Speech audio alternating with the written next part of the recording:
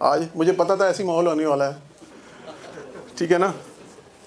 अब जीएसटी के अंदर जो हमारा आज का टॉपिक है पोस्ट सेल डिस्काउंट, आपको पता है पोस्ट सेल डिस्काउंट जीएसटी के अंदर डिबेटेबल, कंट्रोवर्शियल, डिस्प्यूटेबल, इससे ज़्यादा मतलब डिस्प्यूटेबल टॉपिक रहा नहीं है पोस्ट सेल डिस्काउंट से। डे वन से हम देख रहे हैं इस पर डिपार्टमेंट टैक्स ले लेता है, ठीक है ना। तो इसमें आज की डेट में मैं कहूँ तो इसमें काफ़ी हद तक क्लैरिटी आ चुकी है, ठीक है। वो हम केस कराने जाएंगे तो आप उसको कोट कर सकते हो, बता सकते हो। डिपार्टमेंट में भी जो अच्छे ऑफिसर्स हैं उनको पता लग गया है कि पोस्ट सेल डिस्काउंट पे जीएसटी कहाँ लेना है, कहाँ नहीं लेना है, ठीक है। पोस्ट सेल डिस्काउंट मतलब होता क्या है? ऐसा डिस्काउंट जो सप्लाई होने के बाद दिया गया हो, ठीक है ना। अब सप्लायर इस केस में क्या दो तरीके से डिस्काउंट इशू करता है। एक करता है फाइनेंशियल क्रेडिट नोट के रूप में। फाइनेंशियल क्रेडिट नोट जो कमर्शियल क्रेडिट नोट भी कहते हैं हम उसको, उसमें आपको पता है कि सप्लायर अपना एक्सपेंस बुक करता है और बायर अपना इनकम बुक करता है। इसी वाले क्रेडिट नोट में ज़्यादा दिक्कत आती है डिपार्टमेंट को। दूसरा हमारा जो क्रेडिट नोट होता है वो सिंपल जीएसटी वाला क्रेडिट नोट होता है। उसमें बायर अपना सप्लायर अपना आउटपुट टैक्स लायबिलिटी रिड्यूस करता है और बायर अपना आईटीसी रिवर्स करता है, ठीक है। तो आज इन दोनों क्रेडिट नोट को समझेंगे और एग्जामिन करेंगे इसकी लॉ में क्या लीगल सेंटिटी है, ठीक है ना। पहली क्वेरी तो हमारी यही है कि इन दोनों क्रेडिट नोट की लीगलिटी क्या है लॉ में आज की डेट में, ठीक है। आगे चलें, केस कराने जाते हैं हम। जैसे मैंने कहा कि वो फाइनेंशियल क्रेडिट नोट्स पे उन्होंने टैक्स मांगा। हमें शुरू में बहुत टैक्स दिया है फाइनेंशियल क्रेडिट नोट पे। P&L उठा लेते थे डिपार्टमेंट में, ऑफिसर उठा लेता था, ये देखो जी आपने ये आपका इनकम साइड में ये है, इस पर टैक्स देना आपने। बहुत टैक्स लिया है डिपार्टमेंट ने उस पर। इवन आज के डेट में भी डिक्लेरेशन मांग रहे हैं। चलो टैक्स सीधे नहीं मांग रहे हैं लेकिन डिक्लेरेशन मांग रहे हैं। किससे मांग रहे हैं? बायर से, कि आप सप्लायर से लेके दो जी इस फाइनेंशियल क्रेडिट नोट है, इससे आउटपुट रिवर्स किया है कि नहीं। तो सेकंड क्वेरी हमारी क्या बनती है यहाँ पर कि क्या आज की डेट में ऑफिसर डिक्लेरेशन मांग सकता है, स्पेशली बायर से? ये दो क्वेरी आप पार कर लो, इसको हम डिस्कस करेंगे आगे जाके सेशन में, आपको पता लग जाएगा कि क्या करना है, ठीक है। अब आते हैं सेक्शन 34 में। सेक्शन 34 पता है? कोई बता सकता है सेक्शन 34 किस चीज़ का है? Issuance of credit note, debit note. उसके अंदर क्या कहता है कि जीएसटी के अंदर खाली सप्लायर ही debit note, credit note issue कर सकता है। कोई बता सकता है ऐसा क्यों है कि सप्लायर ही debit note, credit note issue कर सकता है, बायर नहीं कर सकता? जीएसटी के अंदर रीजन है, समझा इसको कभी? हम पहले रिटर्न क्या फाइल करते हैं ये बताओ मेरे को। 1 करते हैं ना, उसके बाद 3 भी करते हैं ना। मैं मान लो सप्लायर हूँ, ठीक है। मैंने आपको क्रेडिट नोट इशू किया 30 अप्रैल को। 30 अप्रैल को मैंने क्रेडिट नोट इशू कर दिया। मैंने अपनी R1 में उसको डिक्लेयर करना 10 से 11 के बीच में, मई में, ठीक है ना। मैं उसको अपनी R1 में डिक्लेयर कर दूंगा। क्या आप भी बायर हो? आपने भी सेल किया, आपने भी GSTR1 फाइल करनी है 10 से 11 के बीच में।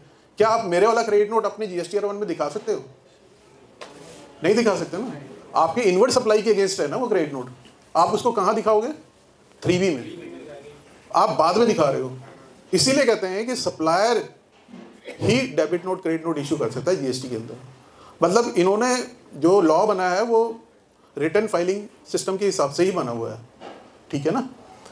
अब जब आपको पता लग गया कि सप्लायर ही जीएसटी में debit note, credit note issue कर सकता है, तो डिपार्टमेंट क्या करता है? टैक्स मांग लेता है हमसे, उससे डिक्लेरेशन मांग रहा है बायर से। अब मैं बताता हूँ बायर से उसको डिक्लेरेशन जब मांग रहा है तो आप क्या कह सकते हो, मैं बताता हूँ उसके लिए। देखो, उसको मांगना चाहिए डिक्लेरेशन सप्लायर से। क्यों? लॉ में भी लिखा है, ये सर्कुलर 212 एक इशू है, उसमें ये कहा गया है कि सप्लायर ने डिक्लेरेशन लेनी है कि उसने आउटपुट टैक्स लायबिलिटी रिड्यूस करी है, ठीक है ना। सर्कुलर भी यही कहता है, सेक्शन 15 भी यही कहता है। आप ऑफिसर को समझाओ कि भाई बायर से नहीं लेना आपने डिक्लेरेशन, आपने सप्लायर से लेना। दूसरा, आप उसको दूसरी चीज, बायर मैंने आपको क्रेडिट नोट कार्ड दिया, ठीक है, मैंने आपको क्रेडिट नोट कार्ड दिया सपोज, और आपके आईएमएस में आ गया, आपके 2B में आ गया। आप उसको अगर कंसीडर नहीं करते हो तो आपका एक्सेस आईटीसी क्लेम आ जाता है। अगर आप उस क्रेडिट नोट को कंसीडर नहीं करते हो तो आपका एक्सेस आईटीसी क्लेम आएगा ना, ठीक है ना। आपका 2B में कम आएगा, आपने 3B में ज़्यादा लिया होगा, आपको वैसे ही वहाँ पर ऑफिसर वैसे ही पकड़ लेगा वहाँ पे, ठीक है ना। तो ऑफिसर को आपने इस तरह से समझाना है, ठीक है। चलो एक बार ये अपना पोस्ट सेल डिस्काउंट से रिगार्डिंग देख लेते हैं। इसमें ना सेक्शन 15(3)(b), सेक्शन 34 जो अभी हाल फिलहाल में अमेंड हुआ, सर्कुलर 212 और सर्कुलर 251, इनको एक बार ही रेफर करेंगे, इनको एक बार डिस्कस करेंगे, देखेंगे। उसके बाद हमें पोस्ट सेल डिस्काउंट पे काफ़ी क्लैरिटी आ जाएगी। सेक्शन 15 के अंदर भी यही दिया हुआ है कि सप्लायर अपना आउटपुट टैक्स लायबिलिटी रिड्यूस करेगा। वो किस कंडीशन में करेगा, स्लाइड करना। सप्लायर अपना आउटपुट टैक्स लायबिलिटी रिड्यूस करेगा, वो किस कंडीशन में करेगा? 3 कंडीशन दी हुई है उन्होंने कि एग्रीमेंट होना चाहिए बायर के साथ, दूसरा जो आपका क्रेडिट नोट है वो इनवॉइस वाइज टैग होना चाहिए, तीसरा जो इंपॉर्टेंट है रेसिपिएंट ने अपना आईटीसी रिवर्स करा होना चाहिए। अब डिपार्टमेंट क्या कर रहा है कि डिपार्टमेंट रेसिपिएंट को पकड़ रहा है। सब देखो ना, रेसिपिएंट को तो आप वैसे भी कोई फायदा नहीं है पकड़ के, आपको तो ये देखना चाहिए कि उस बंदे ने अगर सप्लायर ने अगर कोई क्रेडिट नोट या डिस्काउंट की एंट्री कहीं आ रही है पीएनएल में, वो चेक करे कि इस पे इसने आउटपुट टैक्स लायबिलिटी अगर रिड्यूस की है तो उससे डिक्लेरेशन ले, उससे ले कि बायर ने आईटीसी रिवर्स किया है कि नहीं। अभी क्या हो रहा है कि हमसे लिया जा रहा है कि आप सप्लायर से लो जी कि उसने अपना आउटपुट टैक्स लायबिलिटी रिड्यूस किया है कि नहीं, यही हो रहा है ना सर। तो ये थोड़ा सा देखने वाला है, क्योंकि अब तो क्लैरिटी आ गई, अब तो ये सर्कुलर आ गए, सब कुछ आ गया है।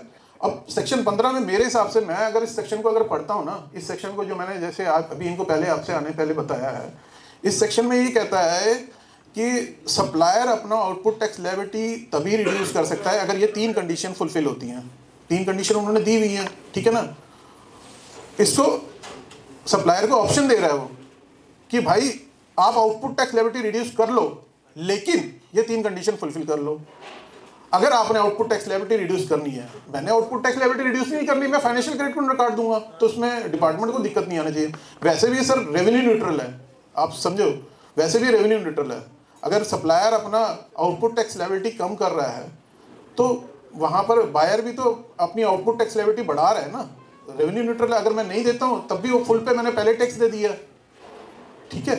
तो मैं ये कहना चाहता हूँ कि मेरे पॉइंट ऑफ व्यू से मैं इस सेक्शन को इस तरह से रीड करता हूँ कि सप्लायर को एक ऑप्शन दिए है, मैंडेट नहीं है लॉ की तरफ से कि आपने आउटपुट टैक्स लायबिलिटी रिड्यूस करनी है हर क्रेडिट नोट पे।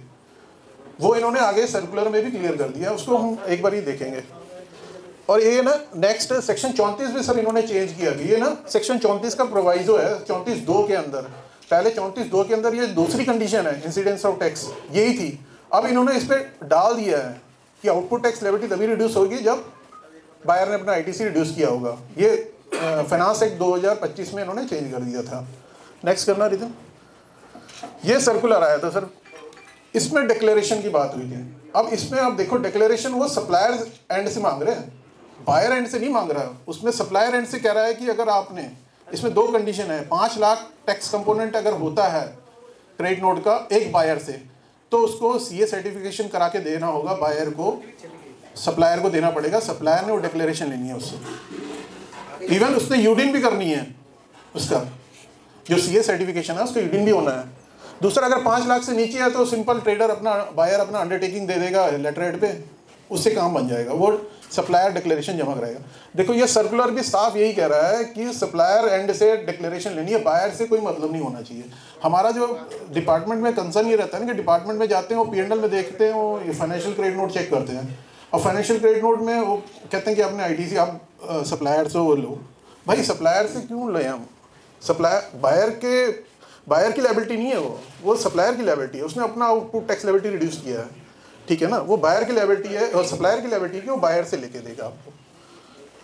इसमें इस सर्कुलर को इन्होंने सर रिसाइन कर दिया, 212 नंबर सर्कुलर को इन्होंने रिसाइन किया बाई सर्कुलर नंबर 253। इसका रीजन बताऊंगा मैं क्यों रिसाइन हुआ। ये डिक्लेरेशन वाला काम भी खत्म हो गया अब, मतलब कि गवर्नमेंट ये कह रही है सप्लायर को डिक्लेरेशन लेने की जरूरत नहीं है। क्यों? उसके रीजन ये है, नेक्स्ट करना सर। इसको रिसाइन करने का रीज़न ये है, इन्होंने एक तो सेक्शन 34 जैसे मैंने बताया वो चेंज कर दिया उन्होंने। दूसरा, इन्होंने सेक्शन 38 को अमेंड किया, उसमें आईएमएस डाला। सर आपको आईएमएस का पता है, जो हमारा ऑटोमेटिकली उसमें आता है, उसमें हमने एक्सेप्ट रिजेक्ट करना होता है। ये आईएमएस फैसिलिटी अभी तक हम गवर्नमेंट इसको एडवाइजरी से चला रही थी, मतलब एक्ट में था नहीं है, सेक्शन में कहीं नहीं है, कहीं एक्ट में था नहीं, ये अब लेके आए हैं। जब अब लेके आए तो इन्होंने फिर वो सर्कुलर डिज़ाइन कर दिया। अब इसमें क्या है, मैं सप्लायर हूँ, मैंने आपको क्रेडिट नोट काट दिया सर, आपके ना 2B में आ जाएगा, वो IMS में आ जाएगा। अब क्रेडिट नोट के लिए इन्होंने क्या किया स्पेशली कि आप 1 महीने से ज़्यादा उसको पेंडिंग नहीं रख सकते हो। बायर उसको 1 महीने से ज़्यादा पेंडिंग नहीं रखेगा, उसको या तो एक्सेप्ट करेगा या रिजेक्ट करेगा। इस मंथ नहीं करता तो नेक्स्ट मंथ उसको रिजेक्ट या एक्सेप्ट करेगा। अगर वो उसको रिजेक्ट करता है तो ऑटोमेटिकली उसका ITC कम हो जाएगा 3B में। अगर वो 3B में ITC कम नहीं करता है, ज़्यादा लेता है, तो उसका एक्सेस क्लेम आ जाएगा, आप उसको वहाँ से पकड़ सकते हो। डिक्लेरेशन की जरूरत नहीं पड़ी बायर से। देखो बायर के पास जो क्रेडिट नोट आया वो ऑटोमेटिकली 2B में आएगा, उसको 2B में नेट हो जाएगा। अगर वो उसको 2B में क्रॉस कर देता है, उसको कंसीडर नहीं करता है सपोज, तो वो एक्सेस ITC क्लेम आ जाएगा उसका 2B से 3B में, ठीक है। अगर उसको वो रिजेक्ट करता है तो क्या होता है, रिजेक्ट करता है तो वो वापस सप्लायर के 3B में जाके नेक्स्ट मंथ में उसके आउटपुट टैक्स लायबिलिटी बढ़ा देता है। तो अब क्या कर दिया इन्होंने, बेसिकली ऑटोमेटिक सिस्टम हो गया सर, कोई डिक्लेरेशन लेने की जरूरत नहीं है, जो भी उसमें आएगा वो ऑटोमेटिकली आपको करना ही पड़ेगा।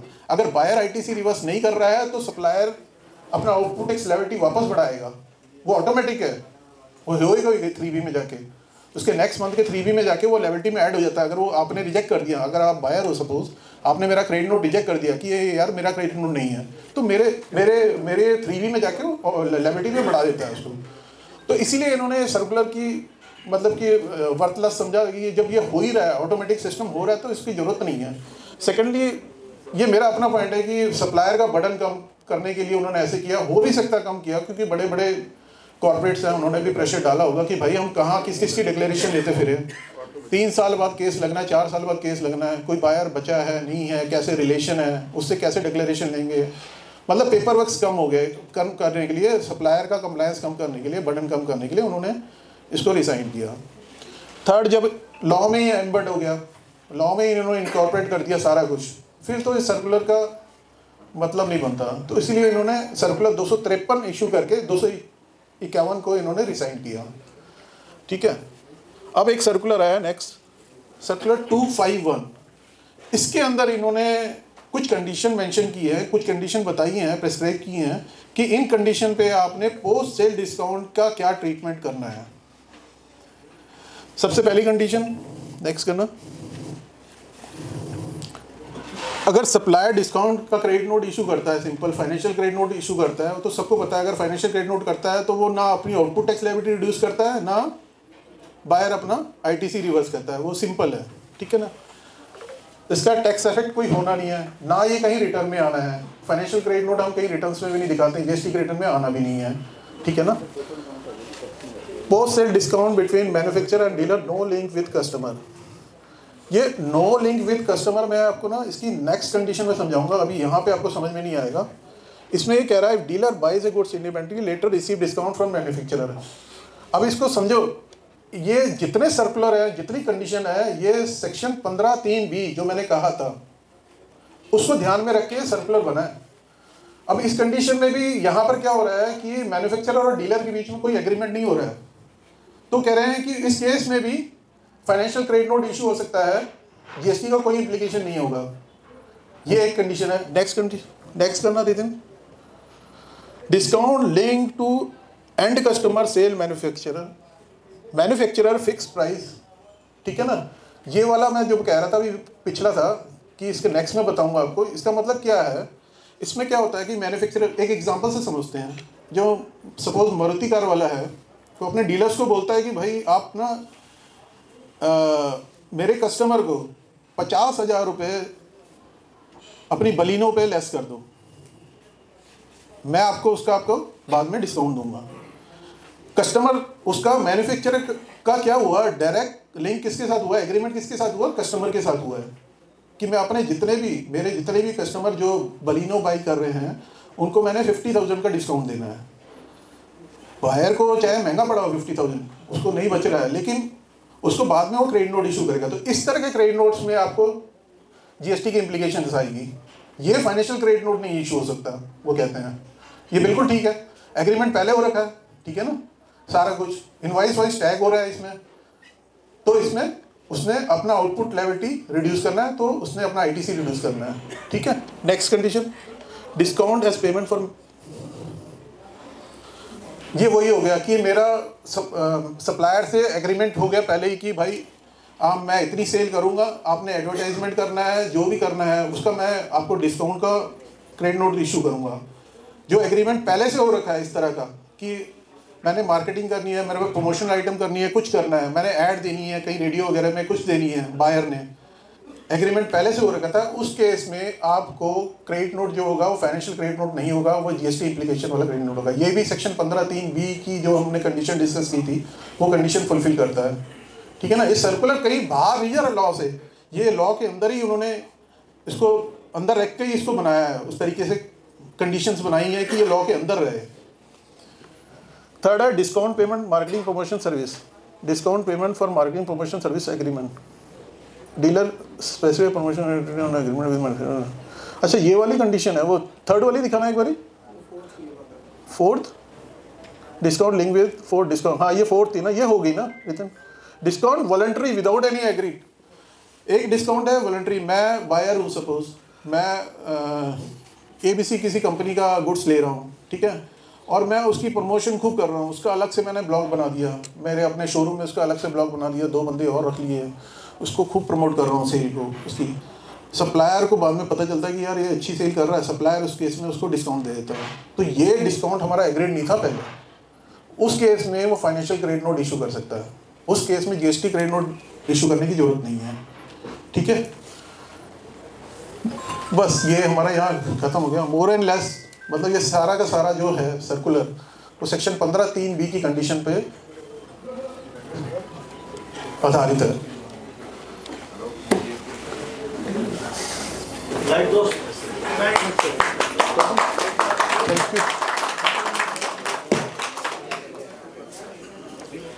Thank you, sir. Thank you so much.